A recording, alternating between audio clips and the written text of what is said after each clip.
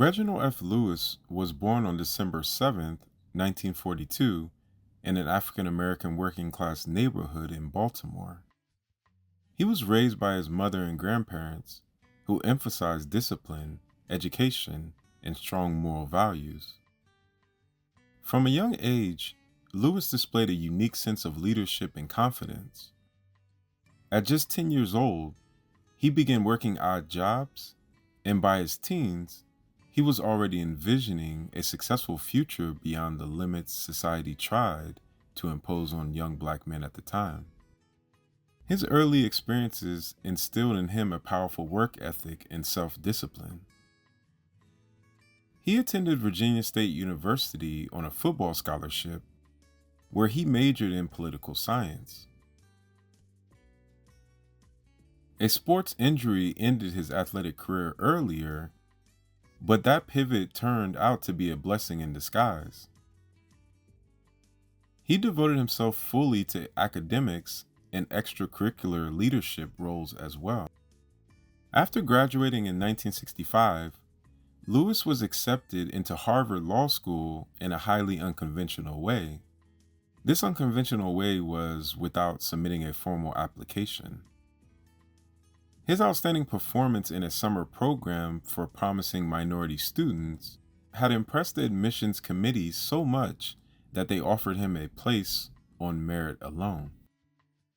At Harvard, he developed a deep interest in business law and mergers and acquisitions, laying the foundation for his future empire. Upon graduating in 1968, Lewis joined the Wall Street law firm Paul, Weiss, Rifkind, Wharton, and Garson. There, he gained valuable experience in corporation law, but soon realized that he wanted more than a legal career. He wanted ownership, influence, and independence. In 1973, he co-founded the first black-owned law firm on Wall Street, Lewis and Clarkson, where he focused on venture capital and investment deals. This move marked the beginning of his transition from lawyer to businessman.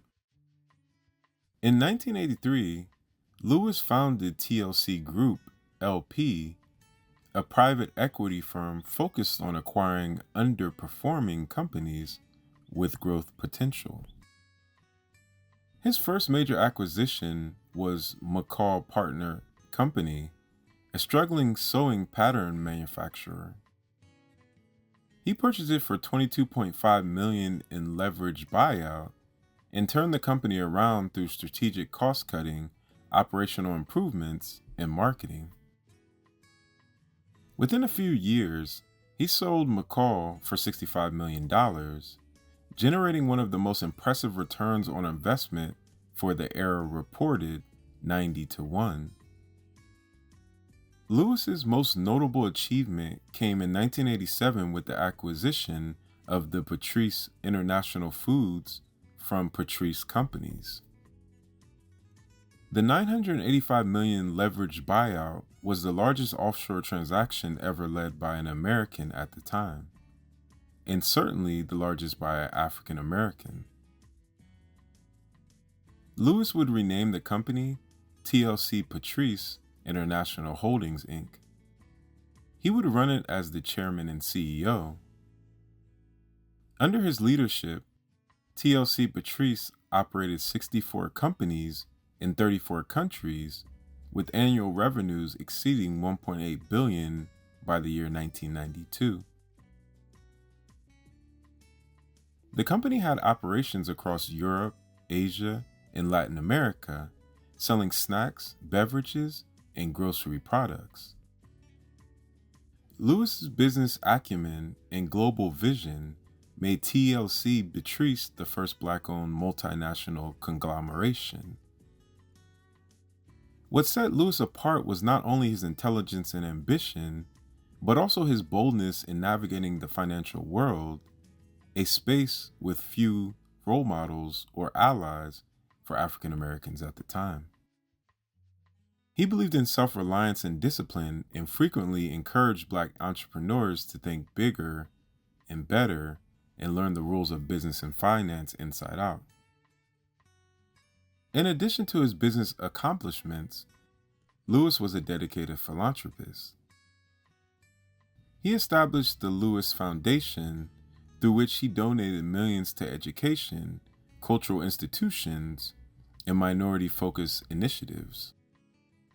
Notably, he gifted $3 million to Harvard Law School in 1992, the largest grant the school had ever received from an individual at that time. The law school honored him by naming the Reginald F. Lewis International Law Center in his memory. He also contributed to historical black colleges and universities, also known as HBCUs, including Howard University, and supported programs promoting diversity in business and law. Lewis's untimely death from brain cancer in 1993 at the age of 50 was a tremendous loss to the world of business and philanthropy. Please like, subscribe, turn on the bell notification so you get all my videos. Add me on all social medias. And until next time, peace, one love. So catch me if I fall.